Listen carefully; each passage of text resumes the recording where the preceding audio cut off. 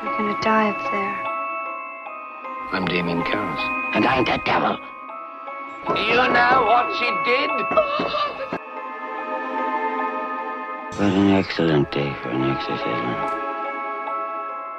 The power of Christ compels you! The power of Christ compels you! The power of Christ compels you! It's Words About Books, Nate. It's Words About Books, Ben. And we're still talking about The Exorcist by William Peter Blatty. I'm still thinking about, like, Legion. Like, what was... Like, is the takeaway that, like, you know, if demons don't want to go back to hell, you don't listen to them? You send them back there anyway? Like, is that... Like, what... Is that the lesson, Ben? I don't know. I feel like Jesus has a better grasp on this thing than I do, but, like... I would say that's pretty safe to assume, yeah. Yeah, but like... What? So you're still thinking about the story, the biblical story of the demon or demons that possessed a man, and Jesus cast them out into the pigs, and then the pigs ran off and drowned or something. Yeah. Why? They were like, hey, we don't want to go back to the abyss, and it's like, well, too bad. But Jesus was like, oh, okay, yeah, you can go in these pigs, and then the pigs died. I don't know. What? You know, there may be answers to this. I'm sure, in fact, that at least 100 scholars have pondered this very question, and some of them probably spoke Hebrew and ancient Greek and could read the texts in their native language with their native context. And that's not us. That's not what we do. We're going to talk about the demon that poops and shits and vomits everywhere and yes, spits on people and gets defeated also by being thrown off of a cliff. Yeah. Yeah. That's true. I have problems with the end of this book, but we'll talk about them when we get there. Meanwhile, I'm like, that was the best part of the book. I laughed and I felt so much just great, Ben. 10 out of 10. Just the ending though. I'm looking forward to our rubric. I haven't really talked to you about your overall thoughts on the book yet, so that'll be interesting. Oh, I guess the story also highlights how the community was more afraid of losing property than the man's salvation. Oh, so they were mad about the pigs. Oh, yeah, they told Jesus to leave. They were like, okay, that was freaky and all the pigs are dead. We need you to go. You know, I've been to church and I've heard that story many times, and nobody focuses on that part. Yeah, maybe they should. Maybe they should be like, focusing on material wealth over human beings is not good. But I think we're still pondering the question of why the demons wanted to do that. Yeah, I am a little confused why Jesus didn't just send them all back to hell instead of... So I realized this as we were talking last episode.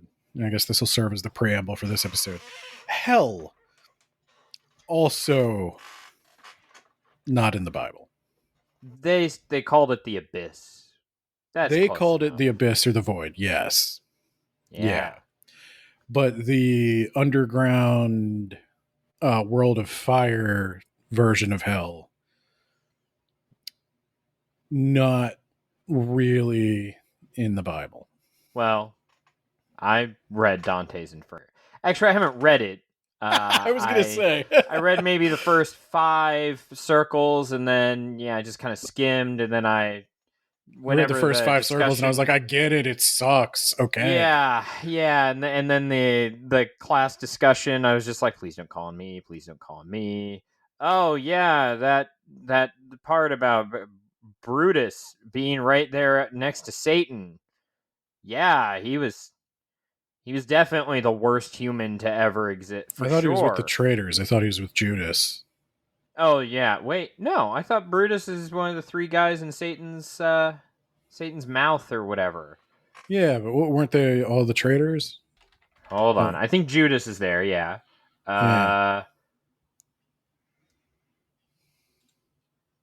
Yeah, and Brutus and Cassius. There you go. Yeah, because when I think of some of the worst people ever, Brutus and Cassius, for sure. They betrayed Julius Caesar, which they did. They did. Yeah. I think we're not here to talk about Dante's Inferno, so I don't want to dwell on that, but I think it's the treason should. That is it's a high crime. Well, that treason and high crimes, what even are those? I think it's open interpretation. No, Donald Trump agrees with me. Didn't you hear his whole spiel about how he's not getting into heaven? I'm sorry? Yeah, no, he was talking Is this real? Yeah, no, he was talking to a reporter. He's like, I don't know if I'm heaven bound. I've done a lot of stuff. I don't know if I'm getting into heaven. He's mentioned this a couple of times in the last year. Wow. And he's like low-key proud of it? I don't know. He's bringing back our economy, Ben. He's bringing back the manufacturing jobs. He just has to destroy all of our farmers first. Oh, he'll bring them back. They're just going to be done by robots. That is living the dream. I'm looking forward to a time when billionaires sell AI-generated crap to one another back and forth while the rest of us starve. I'm waiting for the day, Ben. Yeah, I think it's a reality for some. Yeah. We don't need a middle class or lower class or lower upper class. But we also need you to have babies. I don't understand their messaging. Well, Elon sent his thing was like, "Hey, I noticed that when there's a lot of suffering and like poverty, you have more kids. I'm not gonna look any further into that. I'm just gonna like let's do that. Let's add." Well, no, I mean, like paradoxically, it seems like they want to get rid. This has nothing to do with the fucking book, but paradoxically, it seems like they want to get. It has something to do with souls. Man. They don't care what happens to the quote unquote surplus population, but they also want there to be a lot of surplus population. Yeah. Well, they want that surplus population to be white. The white people can't fade away, Ben. That's a huge demographic collapse. Yeah. But also, we all die pretty equally. So. Yeah. Anyway, let's talk about the book. So where we could use some more Jesus. Shut up. The point of all of that. Where we last left off. Is that good podcasting where the co-host just tells the other co-host? Yes. This is what we do, Ben. I'm going to cut a significant chunk of that. Good luck with that. You throw that on the Patreon, I guess. Yeah. So where we last left off, we had exhausted our medical options. We kept hitting them with that Thorazine just over and over again. Thorazine. We started mixing it with Librium.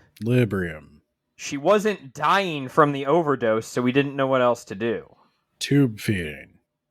Yeah. I didn't understand a lot of the tube feeding stuff. Also, I'm just throwing this out there. If I were the child in this situation and the choice was between being institutionalized for a time or having a series of amateurs who were shown how to do injections and tube feed over an afternoon, I think I'd choose the institution. Nah. We're going to get you an exorcism now. That's plan C, okay? No institutions here. Can you imagine the scandal? And also, they would take you away. And then who would give you all this Librium? They wouldn't, because they don't want the liability of having killed you. Yeah, so Mommy's here. I don't know if we focused on it too much in the last episode. And the movie kind of colors my discussion of the book. And this part is somewhat downplayed in the movie. But Dennings was killed. He was thrown out of... Well, they First, think his neck was rotated. Well... 180 degrees or so. Yeah, it seems as if he fell down these very steep stairs. Yeah, but very quickly, medical examination determines that his neck was not broken in the fall. It was broken before the fall.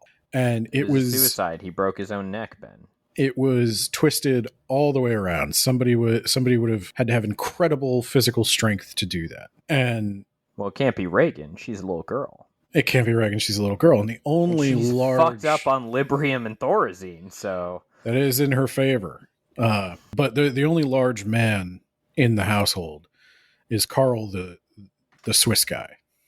Yeah. So this is the part that I feel like was largely cut from the movie. There's a whole thing where it's like, is Carl going to be arrested?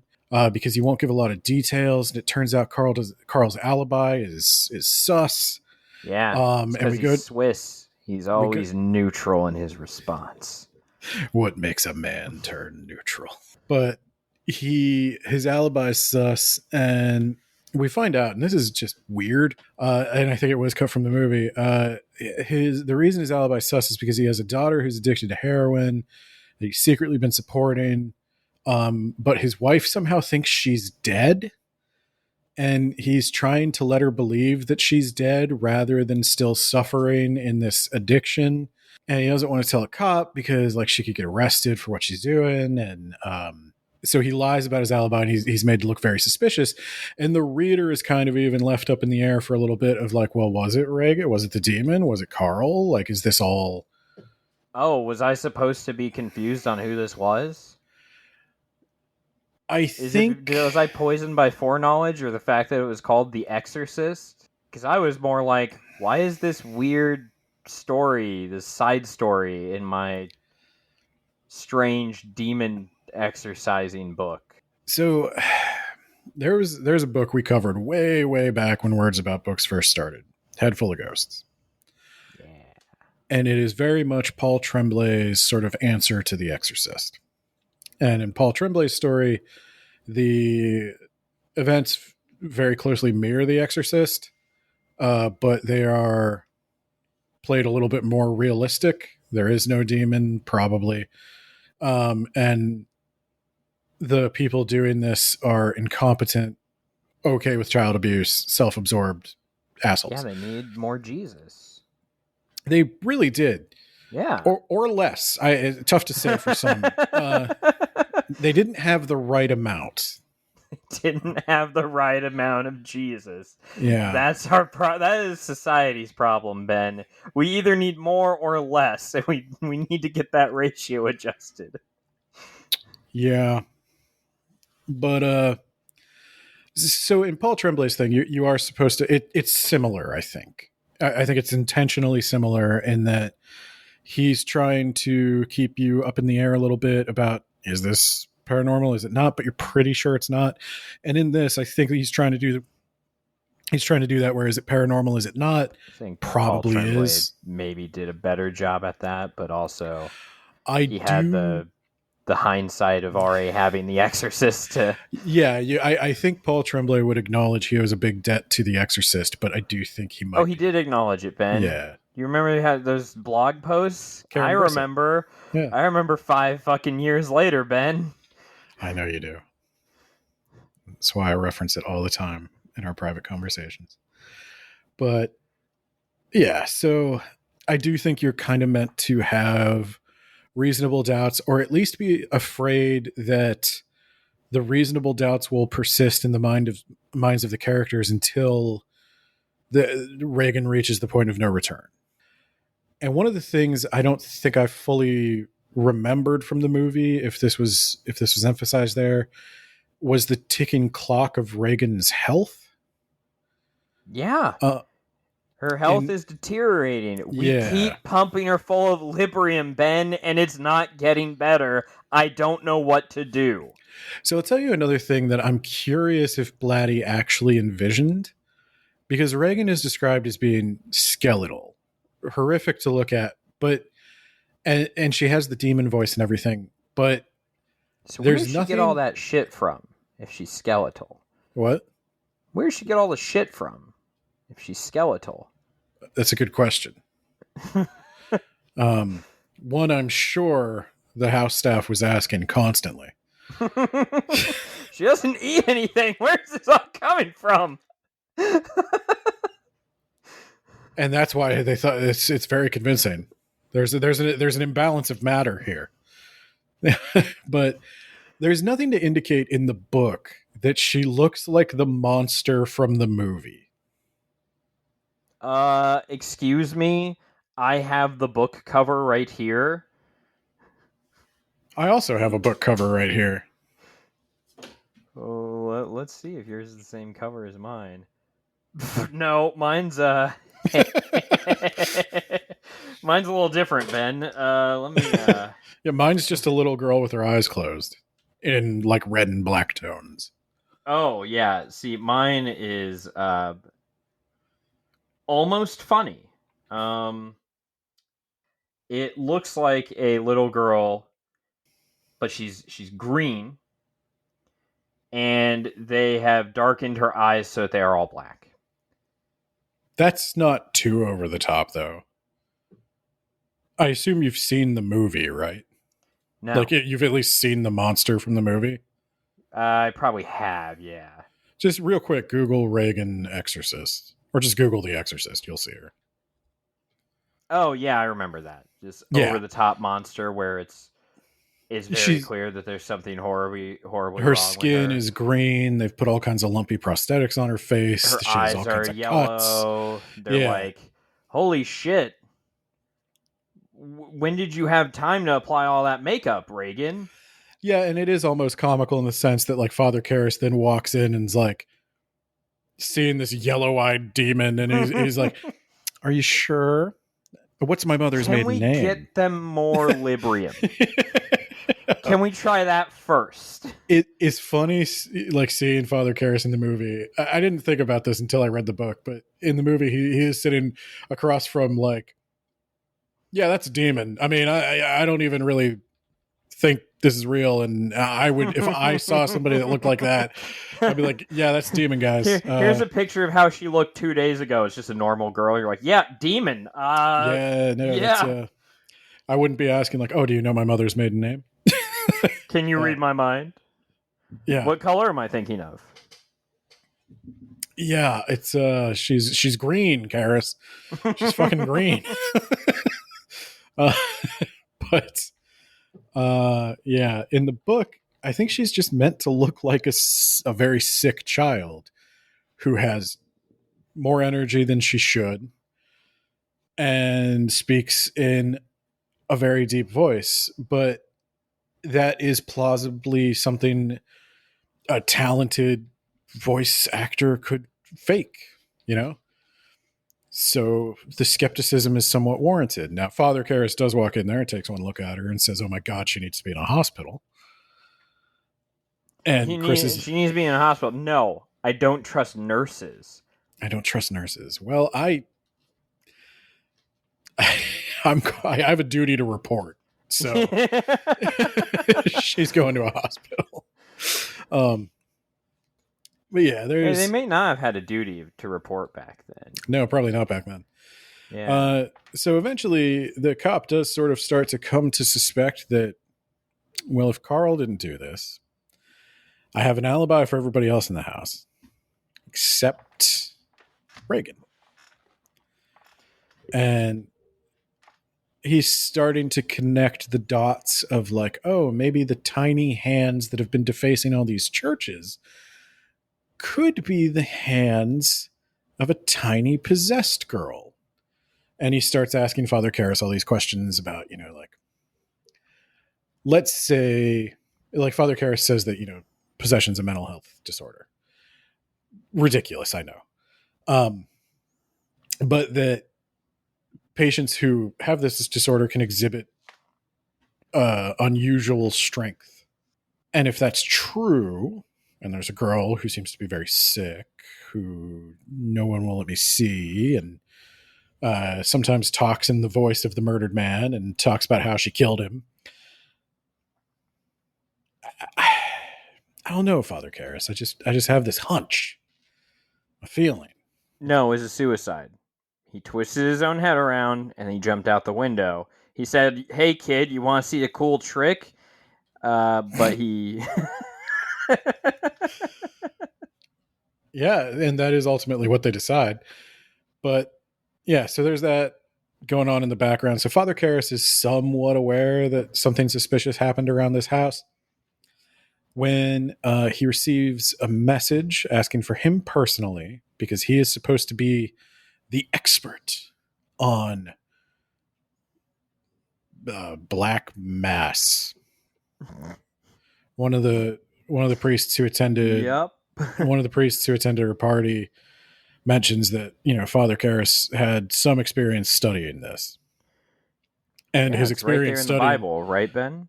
No. And his experience studying it was he wrote a paper about it in school. Yeah. If that And- doesn't qualify you to have a PhD, I don't know what does. Well, he also, I think, has a He doctorate in does. psychology. He's a doctor. Yeah. I don't know about psychiatry. Maybe psychology. No, Sounds like an easy thing he to could get a prescribe. PhD in. Oh, that's unfortunate. Yeah, back then it was all kind of like feeling, I was going to say, he writes her a bunch of prescriptions, and he knows the medical And even procedures he for the is like, tubes. you gave her 400 milligrams of what? Yeah. You did what? Today? Jesus Christ! Yeah, and so he's dealing with that. So he gets a call to come meet Chris on a dramatic bridge. And he goes to this meeting, and she tells him that she needs an exorcism. And he's like, that's not really a thing we do. That's kind of an archaic thing that was replaced almost entirely by psychiatry, and I wouldn't recommend doing it. And I honestly don't know anyone who ever has, or Sometimes the old ways are best. And she says, yeah, you know how that like almost entirely covered by psychiatry? Well, I'm part of the almost. I need an exorcism. And I've got a creepy child who looks like a movie monster in my house. He's like, well, I'll come look at her, I guess. But as a doctor first and as a priest second. And he's going to go plain clothes. He's not going to wear his priest costume. His costume? His vestments? Sorry, vestments? He's not going to go to Spirit Halloween and... That's what I did for that one stream we did.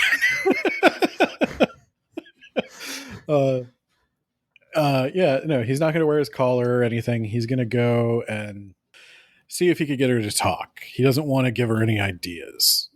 He doesn't want to further this delusion. And he's actually starting to suspect that perhaps Chris is the delusional one. Yeah, maybe I should prescribe her 400 milligrams of Thorazine and Librium. Mix it up and shoot it directly in her veins. The liver is where the demon lives. Yeah, there you go. And the only way here's an entire bottle of vodka. I need you to chug this. That's the only way, Chris. She does drink a lot. She is starting to drink a lot. So, okay, this is going to answer a question, but I can't wait to ask you. So hell doesn't exist in the Bible. Where'd they all go? Where is the abyss, Ben? And is it a place you can come back from through the use of a Ouija board? Okay. I don't know that there is a biblical answer to your question. God damn it. I know I'm not supposed to say that. No, you're not supposed to say that. I don't know that there's a biblical answer to your question. So there's a couple of concepts in the Bible that people would point to as evidence for hell. There's Sheol in the Old Testament, which is a horrible place, kind of like a Death Valley type place. You did not want to go there, but as near as I can tell, it was very much supposed to be a place on Earth. There's In You're Revelations, just talking shit on some other people. You do not want to go live there. no, I don't think anyone lived there. I think it was like an Ah. uninhabitable part of the desert that they equated to like the worst Yeah, you place. just keep traveling south from Egypt and west, you'll eventually hit just some of the most uninhabitable dry land on the planet. Or maybe it's Australia. Could be Australia. Maybe Australia. So there's that. The Revelations is probably where a lot of demon stuff starts to come from. And then, like I said in the last episode, you got to keep in mind there are also things, Yeah, beliefs, is and hell in the magisterium? magisterium. Yeah, Okay. yeah. It's in tradition. Because you got to keep in mind too that there are texts and beliefs floating around that are not canonized into the Bible. Well, And those, once Vatican III happens, we got to get that shit in there. you can't get rid of it. Like that's the thing. We got to get it in there. Oh, you got to right? get It's it got to in be there. canon. You got to yeah. add another book. Yeah, the Book of Hell. It's real. Well, and you also have to keep in mind too that the books of the Bible, like how is a Bible put together? We have various manuscripts of these old texts, and we compare them. And like the more similarities you have, the better chance it is that you're getting the authentic story or like the original story. But there have been cases where like Bibles have been written, translated, and then you stumble onto something like the Dead Sea Scrolls and you find an earlier version of that same manuscript that has differences. And The Dead Sea Scrolls are a myth or something, right? I don't know. No, they're real. Have you seen them, Ben? I've seen Where are they? pictures. I don't know where the actual scrolls are now. Well, Vatican III needs to resolve that. But so there's Gotta these happen, beliefs. Ben. So there's probably been a belief in hell for a very long time. But the Book of Revelations is kind of at odds with the rest of the Bible. Yeah, there's been a belief in hell. Like in the Middle Ages, they talk about it all the fucking time. Yeah, no, it becomes a very strong belief. But you'll find like different sects of Christianity place emphasis in different places. And the concept, now there is definitely in the Bible the notion that there will be a judgment. So wait, does Blatty believe in hell? Absolutely. Does this demon come Blatty from believes in hell? Yeah, Blatty believes that. Okay.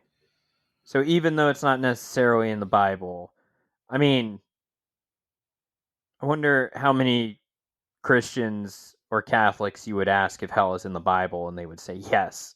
Because I thought it was in the Bible, and I mean, I'm not practicing anymore, but it's not described in the way people think it is. There is stuff where you can say, look, they're talking about hell, and there's definitely a judgment, and there are definitely people who are going to be judged to be deserving of the kingdom of heaven, and people who are going to be judged to not be deserving of the kingdom of heaven. But you could make an argument based on the biblical text, in my amateur opinion, that oblivion is what happens to those who are judged unworthy. It's a judgment between everlasting life and non-existence. But I think there's also some ideas, like there is a mention of like, I think the beast in Revelation is cast into a lake of fire, and people will say that's hell. You got to keep in mind too that a lot of the New Testament is written in Greek, and I think a little bit of Tartarus gets mixed into this because you never fully replace, like, a lot of this is a thing that happens in Christianity over and over and over again. The native beliefs get rolled up into the tradition. It's why you have a Christmas tree and an Easter bunny. And then later we learn about ancient Greek stuff and like, oh, Tartarus is a lot like hell, as if hell came first. I think Tartarus, the conception of Tartarus probably came first. Oh, almost certainly. Yeah, almost certainly. So, okay, so do demons go to hell to be jailed there, or from Blatty's perspective? From Blatty's perspective, like the Paradise Lost, Dante's Inferno perspective, yeah, I think so. So how do they get out? I don't think they are getting out. So like the demon, I think has a body, like in hell. Yeah, and he's and there's some kind of like psychic projection. Okay. To possess this girl. And the guards aren't coming by being like, what are you doing? I don't think there are guards. So this is where we're going to get to. I have some problems with Blatty's theology. And Blatty's theology is such that, yes, the devil can possess, or a devil can possess this girl and make her kill people. I think most Catholic priests would tell you that is not something God would allow. Yeah, I would say the same thing. And I think it's just simply like, I don't think there needs to be a jailer. I think the conception most people would have is that God is such that command is enough. He's so powerful that if I simply don't allow it, you can't do it. You physically can't. But Regan, this is why the Ouija board is important. Because in order for this to be allowed to happen, she had to invite it upon herself. She had to invite it in like a vampire. Well, you have to, if you, in Catholic belief, if you seek God's protection, you're going to get it. And she's not religious. She's playing with spiritualism. And so she's not taking advantage of that protection that is offered. And this is the stick that goes along with that carrot for why you should join the church and, put that 10% in my collection plate. Can we buy an indulgence and save Regan? Not anymore. Yeah, shit. The Protestants got really bad about that, and we kind of just like brush that under. We're not doing that anymore. No. Now Regan's gonna die. No, and I'll say ultimately, like for anybody who knows the end of The Exorcist, my problem with the end of The Exorcist is going to be that we don't finish the rite of exorcism. No, we win another way. We outsmart the demon, Ben. That's not like, I feel, broadly speaking, William Peter Blatty glorifies priests more than he glorifies God. And you're probably right, because it's a bit God like, doesn't save the day here. I'm not claiming to have the end all be all expert take on any of this stuff, because I am. It's I'll do it for you. I'm not, never have been a Roman Catholic. These aren't my beliefs. It's easy for me to sit back and Monday morning quarterback this exorcism, but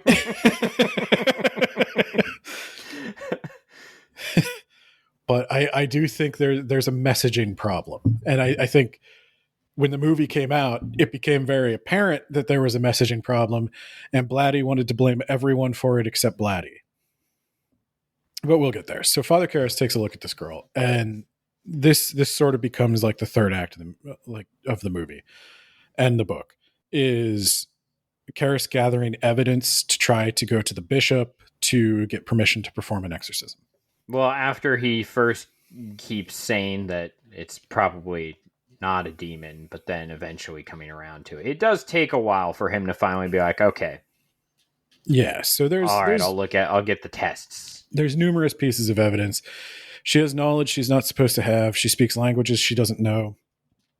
She makes incredibly insightful, witty jokes about scripture that impress Karras to a great extent.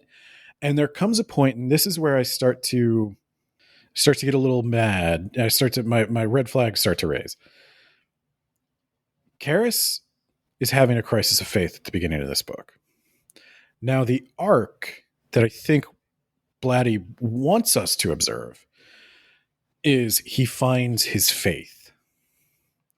But I have a problem with in the book, and this is downplayed in the movie, at least in the theatrical cut.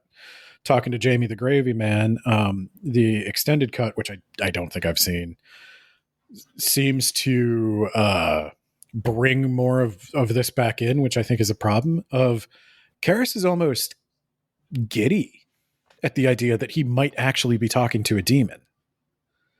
He's thrilled that this is proof of the supernatural. Proof of the devil is proof of God. And we better hope. Oh boy, we better hope. and so he's getting actually excited at the prospect. My mom does suck cocks in hell. Well, awesome. She's probably the demon's probably lying about that, but the demon is also very like. I'm going to spare you guys the details, but it's just vulgarity after vulgarity. There's all kinds of like sexual stuff. There's all kinds of like.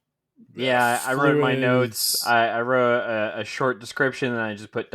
skip. And then I just moved on. Now, I get the gist of it. This isn't a criticism of Blatty. I think those off-putting things, those things that are like really hard to read and very gross and very like, you don't want to look at it. It's a side of humanity you never want to look at. And that, I think, goes to Blatty's point, is that the devil wants to convince you that you are a disgusting, gross animal, unworthy of divinity. It's not so much about killing this girl. And then I get that divinity. It's about convincing... I'm in a meat sack. Yeah, but it's about convincing you that you are just this material, that you have no beautiful inner spirit or anything like that. And that's why this demon chooses all this particular kind of vulgarity and all the horrible sex stuff and like the blood and the puke and the poop and the like urinating on the carpet. Like, it's just trying to do everything it can to make you disgusted with this child, to stop you from seeing the humanity in her. And I think nothing more human than pissing and shitting wherever than. But people like to pretend they're above that. I do think that is a legit. Should work in healthcare for a year. Well, yeah, I think. I believe me, every time my sister talks to me, I'm like, yeah, please stop talking about this. I only signed up to do this for me. and a select few people I care very much about. I'm not strangers. Somebody has to, and I'm glad it's you guys. But yeah, I think that's the attitude he's calling out. And it's like with Father Marin's thing and even with Father Karras's thing of they've both been looking at these gross people. Like the Father Marin's looking at the guy with rotted teeth thinking like, I would have once struggled to love this man. And Karras is looking at the bum in the subway station who's pissed himself and he's trying to find the divine in that. And it's not easy. It's not where easy. You can find the divine? Where? A demon. Well, and that's kind of it. He's kind of like, if the supernatural exists, then I can believe again. If I know there's at least this much supernatural, I can believe again. And I don't think that's the message you want to send, because if you believe in the devil, he's not here to validate you. He's here to make you not believe. And Blatty, that's kind of funny because he does the opposite. Well, and that's the thing. Like the famous saying is the devil's greatest trick was convincing the world he didn't exist. It's more dangerous to live in a world with no devil than there is to acknowledge that the devil is real and your enemy. That's an attitude I think most people who believe in this stuff would have. And I think for Karis, he's playing a very dangerous game here. Because the other thing that Father Merrin will say is don't talk to them. Don't talk to the demon. Nothing Why? it says is good thing. Nothing it says is for your benefit. That's not true. He convinced me that God exists. Yeah, and that's the problem, isn't it? That's the mixed message we're getting here, right? Really, the way to rub it in this demon's face is be like, you know what? You made me believe in God and Jesus again. Thank you so much. And now, the demon, the opposite of what you're trying to do. And to Blatty's credit, I do think he realizes this is a problem, and the demon does start to try to confuse things. The demon reacts to tap water that Karis is pretending is holy water in an effort to make it seem like Reagan is faking this, or that she's delusional. I like in the audible though that it clearly has a demon voice. It's not a little girl anymore. It's like pitched a lot lower. Oh, you have to do the demon voice because that's from the movie. That's iconic. I'm just faking this. Holy water. If you're the devil, why don't you undo the straps yourself? That's much too vulgar a display of power, Karis. Yeah, it turns out he's not the devil. He's just some poser.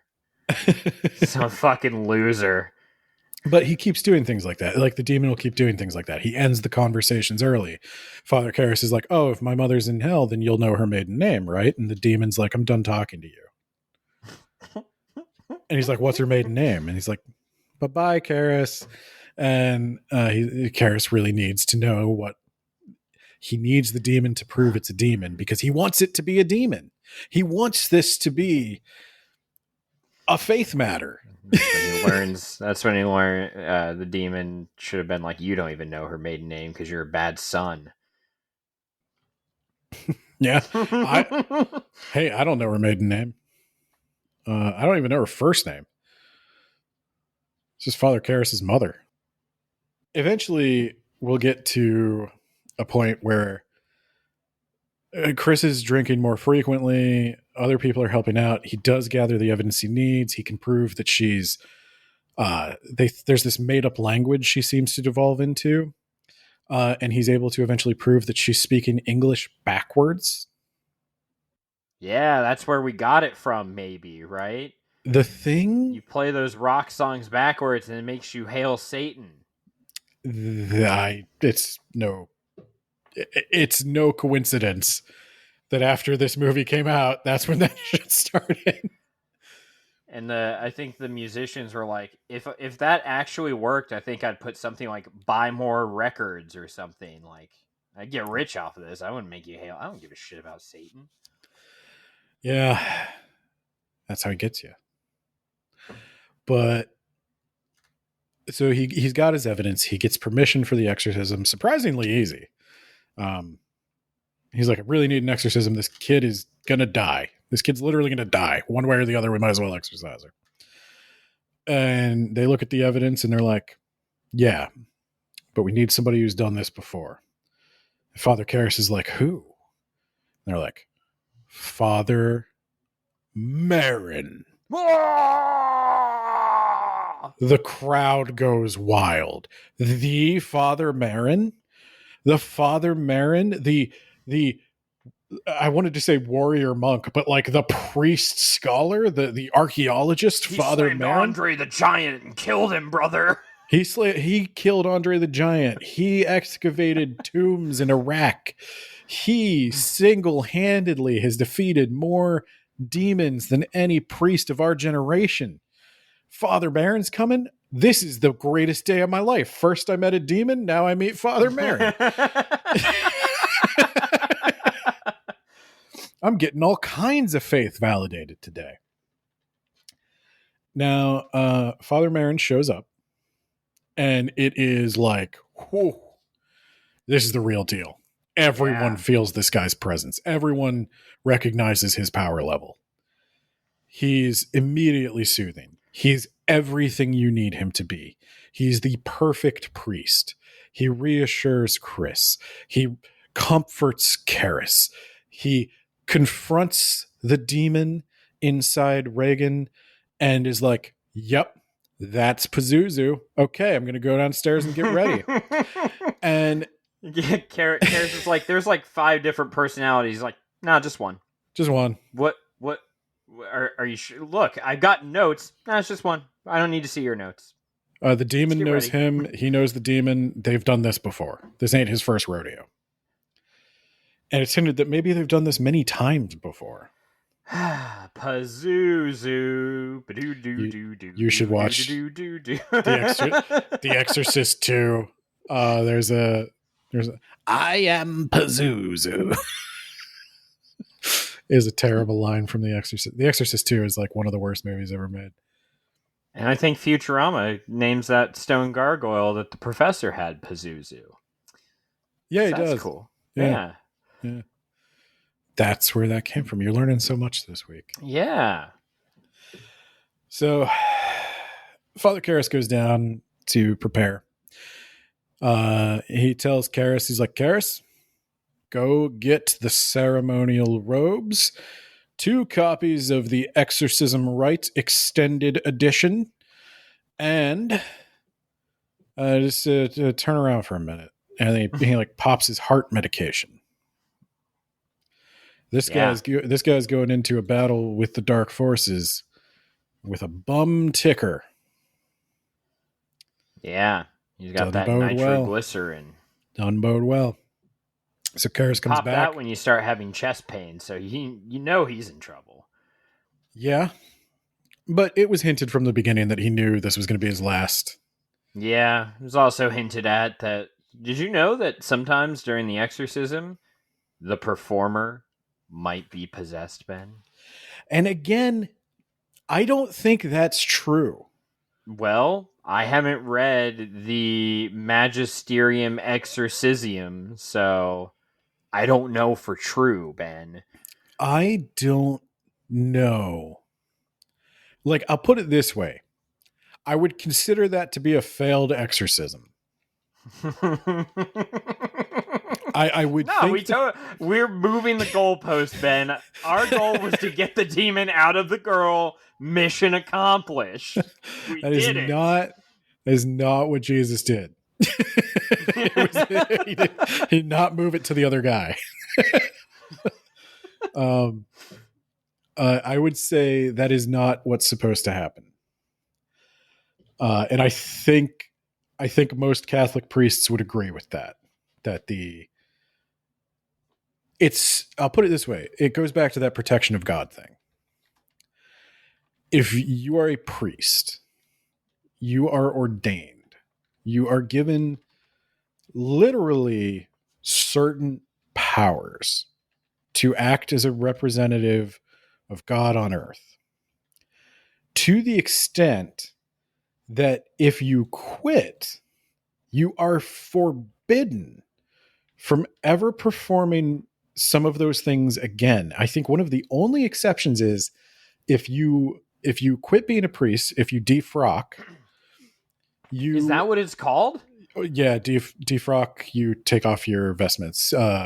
You laicize yourself.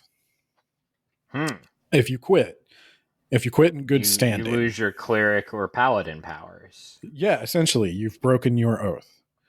And there is only one rite that I think you're allowed to perform, and that is exorcism. No, definitely not. Bar mitzvah. Last rites on somebody who is literally dying in front of you. Oh, so like, when you're thrown out of the medical field, you can still give CPR. Yeah. Okay. You literally you can't make it worse. I understand. You can't make it worse. You can't make it worse. If their heart has stopped, you might as well break their ribs. And then Priest Anthony, he fucked up and accidentally damned a guy. So we gotta take that away from you too. Sorry, he ruined it for everyone. But here would be the thing. So, if you believe, if you're a priest in good standing, you lead the priestly life. You're supposed to, like, God works through you. Yeah. How are you getting possessed? Because that's what God wanted. No, it's not. He saw the thing with Legion, and he was like, "What if instead of pigs, priests?" Done. I think this is bad theology. But again, not a Roman Catholic, not my battle to fight. You guys love this movie. You love this movie. I love this movie. Yeah. I have problems. I always have problems. That's why I have a podcast. Nobody wants to listen to my problems, so I record it. So they go to perform the rite of exorcism. It's exhausting. The demon is trying everything it can. It's shouting all sorts of blasphemy, insults, shaking the bed and breaking that girl's spine. Wait, that was the movie. Sorry. Trying to make her as gross as possible, trying to humiliate Marin, and Marin ignores all of it and continues with the stop talking rite. That demon, Karis. He continues to pray. Karis is shocked by what he's seeing. He has to be reminded to speak his lines. They're exhausted. Lotion on skin, or they take a break. They go back in there. Father Karras goes in to administer more of that Librium. Yeah. And he starts talking to the demon, and he starts screaming at the demon. And Karras. Karras does. Karras, what was Marin been telling you? Well, so that's when Marin comes in and he's like, Karras, take 5, man. No, that's not how we do this. Yeah. That's not how we do this. We put and this is the thing about Marin, we put our faith in God to remedy this situation. We don't try to force it. We aren't doing anything. We are serving the divine will, Karras. So go take a break. What if I get that Ouija board and try to talk to God? Can we? Karras, where did you get your priest? Where did you get your priest certificate? It's online. It's actually really easy. You just say you want to be a... That's what I was thinking. I'm a University of Phoenix priest. So Father Karras takes a break. He goes down. Now, to Karras' credit, he's been up for like 48 hours straight, doing physically exhausting labor. He's been shouting at the top of his lungs at a demon for at least 36 of these hours, and he's burnt. He's burnt. And so he, tries to restore himself a little bit. He heads back up there. Marin's down. The demon's shouting at Marin, "Get back up. Get back up. We ain't done yet. I'm going to win. I'm going to kill this girl, and you're going to watch me kill this girl. Get back up. Get back up and watch me kill this girl." But Marin's gone. Fix him. Chest compressions. Chest compressions. He does. He Fix says, him. Karras, heal him. I want him to watch me kill this girl. I can win. And then of course the demon, Karras gets very angry. The demon says something about his mom again. I don't remember him saying something about his mom. I just remember Karras being like, "You know what? You're not the devil. You're just a little bitch." Yeah. You talk a real big game when you're possessing little girls. He does say that. Why don't you try me, big tough guy? Huh? Why don't you try old Karras? Huh? He does say this. Yeah. Yeah, that's right. Yeah, I don't even think you want to possess me because you don't want none of what I am. You don't want this smoke. That's too much smoke for a bitch demon like you. I'm from the Bronx. Yeah, Father Marin died because he was just sick of being around you. Because you're nothing. You're garbage. You've always been garbage. So if anyone wonders, this is like kind of the opposite of the rite of exorcism at this point. No, sometimes in the exorcism, the demon possesses the exorciser, Ben. It was all right there in the text. I think that's a failed exorcism there. That's not what we're trying to do here. No, we got the demon out of the girl. That was a 10 out of 10 exorcism, Ben. We lost a few priests in the struggle, but... So Father Karras gets a demon thrown into him, and much like the fabled swine, leaps to his death. I was also thinking of Alia from Dune. Yeah, Ollie from Dune did that as well. It's dramatic. It's a dramatic gesture a lot of people have done. He leaps. The demon comes into him. The demon first Alia was tries. also getting possessed. Yeah. Wow. Look at that. Look at that. It's almost like Frank Herbert read this. Yeah. So, Karis won. Well, so here's the thing. The demon possesses Karras's body and immediately tries to use Karras's body to physically murder Reagan. And Reagan starts screaming for help. She's back to herself. She doesn't know what the hell's going on. And she's full of Librium. Full of Librium. Her blood is like 5% Librium by volume. So you think people Jesus can turn the water in your blood into wine? You turn it into Librium. It's just a great name for a drug. So she starts screaming for help. Karras wrestles control of his body from the demon, and with his God allows him to, Ben. We're going to talk about this. And with every ounce of his strength, leaps from the window, taking the demon with him. He really should have tried to twist his neck around first so that the other guy could just be ruled as a suicide. That would have been doing everyone a solid, but... So his crumpled remains are lying, bleeding out on the pavement, landed right on the stairs. Not a good way to go. And his friend, the priest, who he's been a little bit of a jokester priest up until now, hasn't taken his faith super seriously. He runs up and he starts giving Father Karras his last rites. And Karras just he's smiling. He has a look of ultimate peace in his eyes because his faith in the Lord has been restored. Yeah. And the demon's gone. Win-win. We did it, Ben. We did it. Now here's my problem. Here's my big problem with this. I think a better end, and religious folk, you tell me if I'm way out of pocket here. I think a better end that would better serve Blatty's message is if Father Karras saw Marin on the floor and then finished the rite of exorcism the way it's supposed to be done because he puts his faith in God, not in himself. Marin died so that Karras could take over and finally put his faith in the Lord. Right. Or alternatively, the Lord gave him the strength to jump out of the window. I think that's what Blatty would probably try to argue, is that God is, if there's anything I know about Roman Catholics, is that suicide is definitely not a sin. And okay, so here's oh, well, wait, no, it's not a sin because they even said if the demon does it, it's without sin. So. But I'm gonna throw, there's a paradox inherent in that explanation, and I do think Blatty pushed this, and I do think he's kind of full of shit. So here's the deal: if the sin belongs to the demon because the demon committed suicide, not Karras, then Karras didn't sacrifice himself. He was murdered. No. It's both, Ben. It's like having both the like Father having a cake and the Holy Spirit. But also having consumed a cake.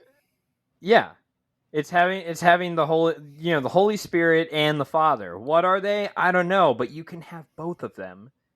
And you do have both of them. So there. Checkmate, atheists. Yeah. Not only did he sacrifice himself, but also the demon gets the sin. So, demon, he's down there in hell saying, like, I meant for that to happen. What I heard, what I read, I think I found a Reddit thread. There's like a subreddit called Ask a Priest. Okay. And I was so happy to see somebody had already asked my question, which was this exact thing. Does The Exorcist end with Father Karras committing a mortal sin to save a child's life? And the priest responds to this particular Reddit thread by saying it's it's kind of a moot point because none of this is how it works. None of anything leading up to that is how it works. That's not how the rite of exorcism is performed. That's not what happens during an exorcism. You don't tell a demon to come into you. Never tell a demon to come into you. I think that is Exorcism 101. Come at me, bro. Because you know how I said, like, the reason that the demon is able to possess Reagan is because she invited it. Now, she did this without realizing what she was doing with the Ouija board. But Karis, knowing full well that's a demon, and specifically saying to it, fight me, bro. Yeah. You only possess little girls. I don't think you lift. That is not that is not how this should be done. And it has bothered me since I was a child and first watched this movie. I have known people who couldn't be buried in a Catholic cemetery because they committed suicide. Like, they take it super seriously. And Blatty would argue Karis is okay. But he made a sacrifice. He both had his cake. You're right. He had his cake and he ate it at the same time, Ben. I've known people who have, like, left the faith over stuff like this. Like, it is taken so seriously that, like, they will tell, like, there's no acceptable suicide. No circumstance justifies it. And I have seen instances where people have been told, like, we're not going to bury your child, and they'll leave the church over it. And the church, they don't really, I don't want to say they don't care. I'm sure they care, but, like, they're not bending that rule. And I don't see how Blatty, I don't see how Blatty gets around it. He's trying to both say that the priest made a noble sacrifice, but also the sin falls on the demon. He is trying to say that. That is exactly what he's trying to say. I guess, so somebody compared it to if you jump on a grenade to save your squad, is that a mortal sin? And the answer I saw was no, because the intent of the act was not to kill yourself. The intent of the act was to, step in front of the damage aimed at your squad. Sacrificing yourself for somebody else is not necessarily a suicide. And I think that's the argument here, is that it wasn't suicide because he did not intend to kill himself. He intended to protect Reagan from the demon. And the only way he could do that was to get out of the house immediately. And the only way to do that was to jump out the window. And as a result, he died. And so technically it's not a suicide. He saw those pigs and was like, that is how you can stop a demon. I do think you need to know that there is a book by Blatty named Legion. And every time you mention Legion, I think that's what you're talking about. I think you mentioned that last time, actually. Yeah. So is that where there's an exorcism, but it's just a ton of demons? No, I think Legion, if I remember correctly, and I'm foggy on this, so if I get it wrong, let me know. I think the plot of Legion is the cop from this winds up investigating a serial killer, but it's not, the serial killer is dead, but the murders keep happening how it happened. And there's occult elements to the murders. Like, one guy has all his blood removed and it is left in jars next to the body, and there is not a drop spilled. Okay, so, and you get to that crime scene, you're like, okay, it's magic. I guess we're fighting a magic man now. I do think it's like a demon who possesses people to kill, which, again, I don't really think is allowed. But Yeah, I would think that, God or Jesus might have a problem with that. yeah, I don't think you're not allowed to just start killing people direct like that. You're supposed to tempt Did them. all of these people invite the demon in? And then the demon went around killing people?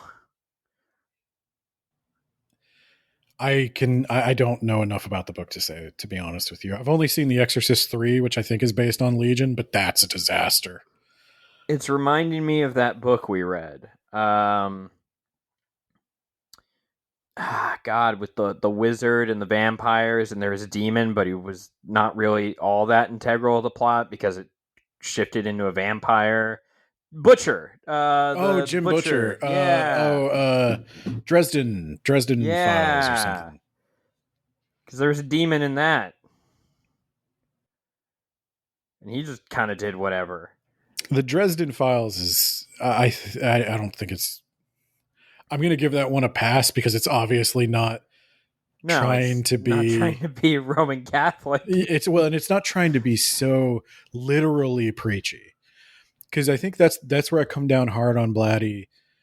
Let me give you a little background here. Like, Blatty, towards the end of his life, sued Georgetown University, like, to the Vatican, saying that they had violated Vatican law by allowing a pro-choice speaker on their campus. Did they, Blatty? And Blatty, now, man who had 4 divorces. Well, he follows that King Henry. He follows that King Henry Bible, yeah. Yeah. So he really thought he was writing as a believer. Like, this is, I think, a work he views as important. And I think he considers it to be a very Catholic work.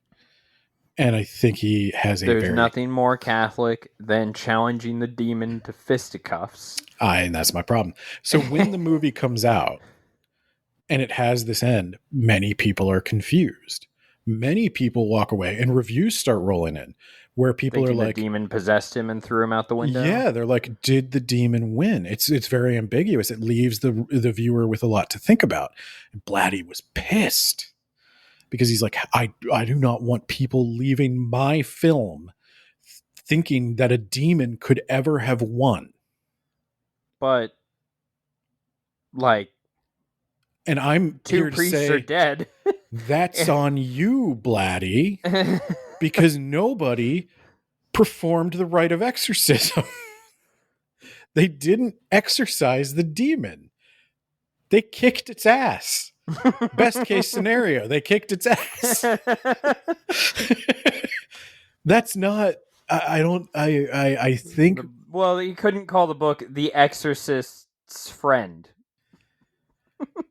Blatty is so self-righteous that it just boggles my mind of why is the book not even perhaps better? I guess the thing is it's anticlimactic. Like you said.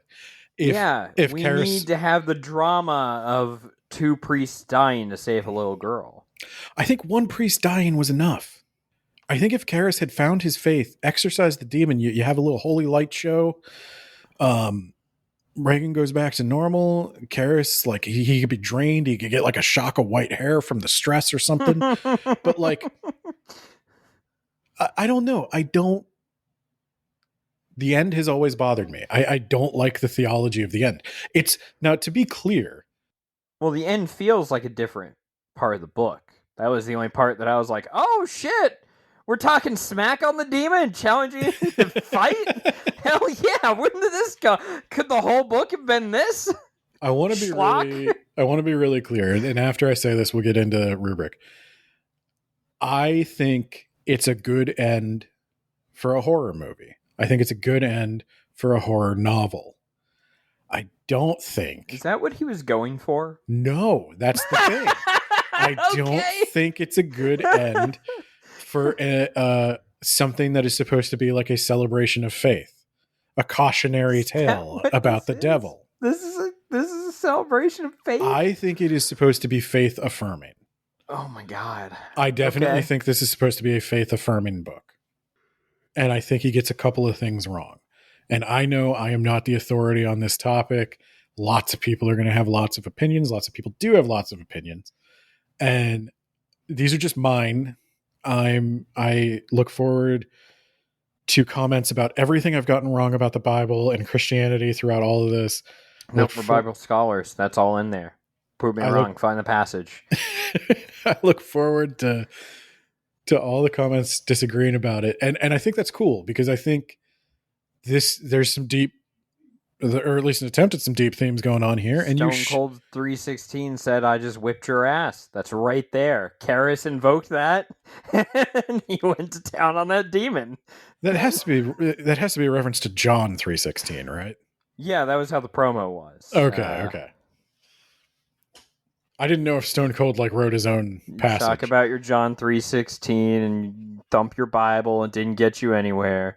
Well, Austin 3:16 says, "I just whipped your ass." Okay, there you go. Okay, I didn't know that. I didn't know Stone Cold. What's Stone Cold's opinion on The Exorcist? I would be interested in hearing about that. He's got to have one. That would be interesting. Like I said, yeah, these are my opinions based on my own experience with Christianity and all that. And you let me know if I'm full of shit. But I don't think I was the only one confused by the ending. And if you meet a devil at the crossroad and he's trying to tempt you, and then you're like, talk to him. I'm gonna resist you. He can just stab you. No. He's just allowed to just stab you. Obviously not. Don't talk to a devil ever. You can never speak to one. That's the lesson you should take. But he says my mom sucks cocks in hell. But I need to know more about this. The reason I want to say though, the reason why I have a somewhat strong opinion on this is because I do see a lot of people, particularly in a paranormal ghost hunting space, wanting to LARP being a hero of their own story. And the whole notion of no, God wouldn't allow that. Well, that's not exciting because then I'm not a hero. I'm just another servant, and it's not about me, and it has to be about me. And I think that's where I say, I think he's glorifying the priests more than he's glorifying God. And I think the message that sent to people who got more religious because of this book, the people for whom it was a recruiting poster, is that, there is an epic fight out there between good and evil. And you could be a warrior on the front line, just like you always imagined you were. Hell yeah. I too can throw myself out of a window for the greater good. Well, it's a problem. I mean, it's a fucking problem. You see, on Ghost Adventures, and I know it's a joke, but in all seriousness, this is a show that's watched by millions of people. Zach Baggins will say "Oh, I have an attachment," and I've seen all YouTubers now that are appealing to children are "Oh, we have a demonic attachment. We're being possessed or followed or something," and it's guys, then you should stop if you really believe that. If you really believe that you're getting demonic attachments and stuff, you should probably stop fucking with it, because you're supposed to be putting your faith in a higher power. You're not supposed to be the main character of this story, And I think that's where it's that's one way that religion gets distorted and taken and used incorrectly. And as much as I like Ghost Adventures and shit, it's a problem. It's a problem because I've come to realize as I start to research into this topic, not everybody is laughing the way I'm laughing. Some people are taking this very seriously, and that's scary. And they all vote. Every single one of them votes. So we gotta beat some sense into people here. All right, let's rubric. Yeah, so blog.wordsaboutabooks.ninja. Hey, you need to put up a poll. Oh, for winter? Yeah. for the December poll. Buddy, I got a lot going on this month. You want me to do it? Do you have any things in mind? I can throw it up real quick. Let me write. I'll try to write some stuff up, but it might not be until the end of this week. All right. The patrons are just gonna have to vote quick. Okay. All right. Content and ideas.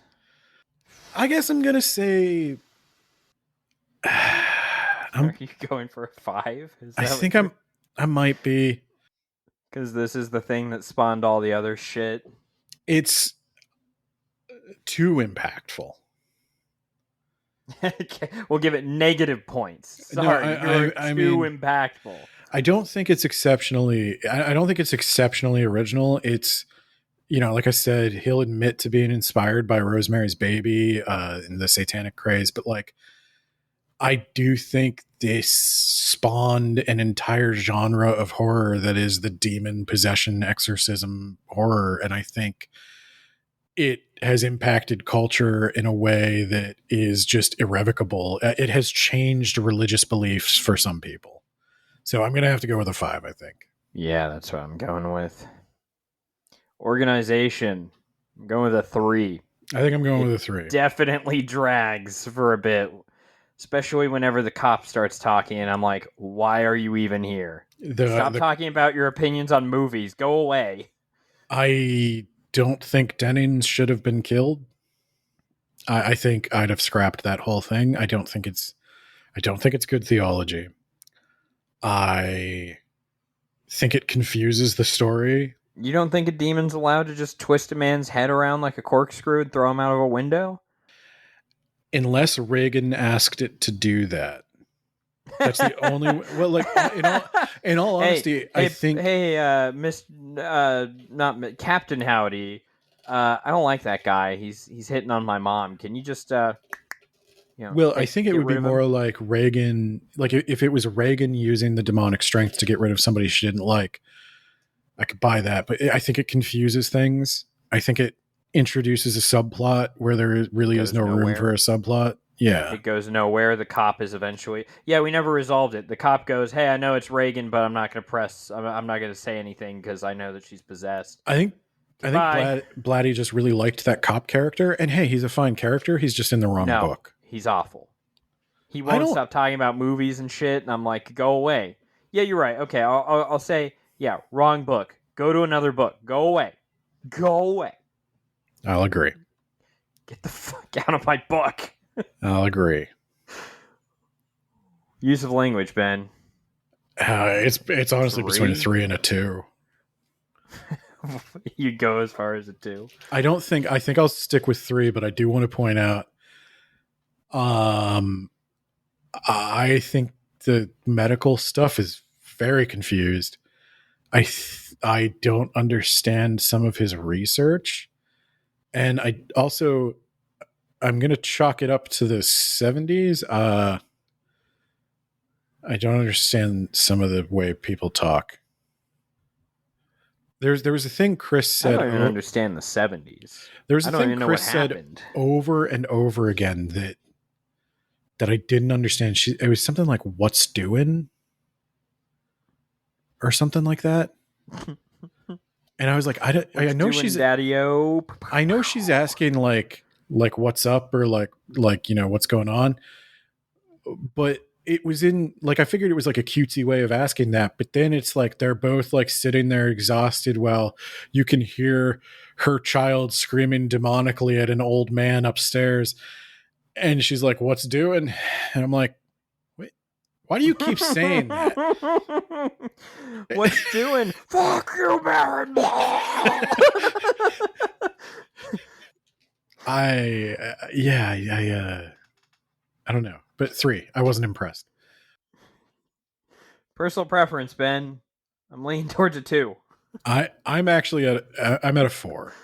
Wow. No, I'm at a 2. The only thing I liked is the thing you didn't like, which is him calling the demon a little bitch and saying you're not so tough. You keep going after little girls, huh? Yeah, how you take on me? The only thing I didn't like, like obviously elements that didn't quite work for me. People who have listened to this episode are probably going to be like, well, I would say so. They at least made me think. They, in no small part, like got me thinking as a kid, that caused me to research some of this stuff and become interested in some of these topics. So yeah, I like thinking about this stuff. I think he's wrong on some things, but I like thinking about them. And then recommendation strength, Nate, where are you? I'm kind of leaning towards a 4, I guess. Really? For genre fans, you should probably read the original. I don't know if I would say weak recommendation strength for general audiences. I think it's you either are interested in this or you're not. You're either a poop man or you're not. Yeah, you you got to read the book because the movie doesn't do justice for just how much poop there is. So I'm actually going to say a 3. Oh my god. And I'm going to say a 3 from the perspective of I would recommend the movie. The movie would be a 4. Wow. The movie is better than the book. Oh if my you've God. watched the movie, I don't think you need to read the book. And then I'm going to cut that part out and I'm going to hide it on a talking about Tolkien. I will. You don't edit talking about Tolkien. I'm gonna have to edit one episode. You're never going to be allowed to edit talking about Tolkien.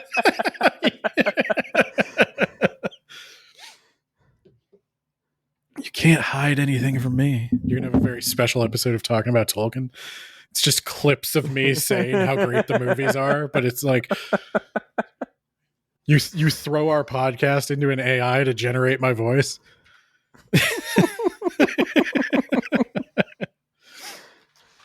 All right, so let's see. What did I got 63 points. Let's see what I wound up giving this. I think I gave it a 3-star. I think that's solid 3. I gave it a 68 out of 100. Which is pretty good for me because, horror, you're not going to get pretty high for me. So you did ask me, and I would say this book comes with like a tractor trailer full of content warnings, but you did say to me, like, why are you having me read this book when you know, like, this is one of my trigger things?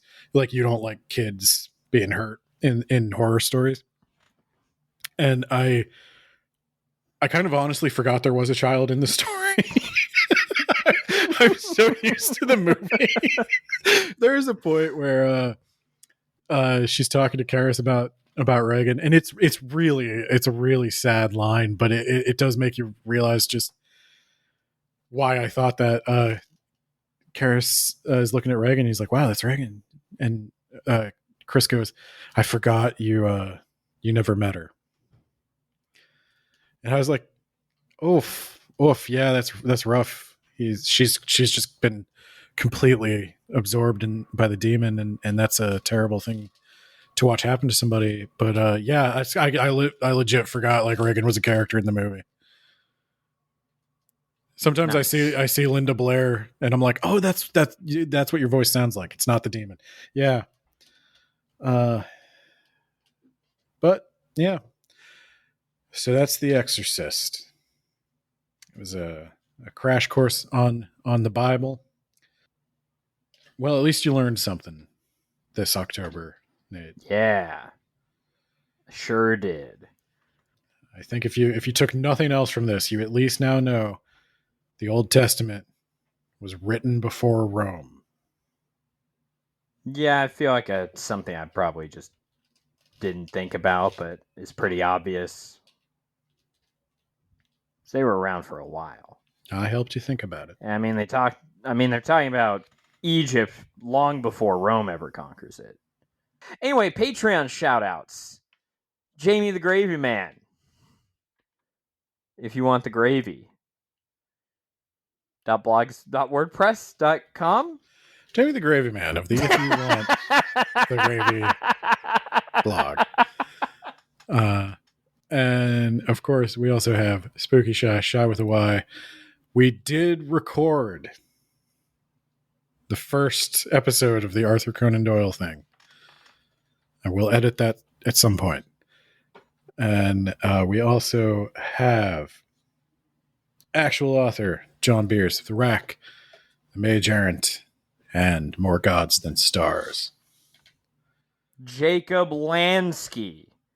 Doing whatever the fuck he wants, Ben. No one's going to tell him how to exorcise a demon. Yeah. Fight him. He's taken all comers.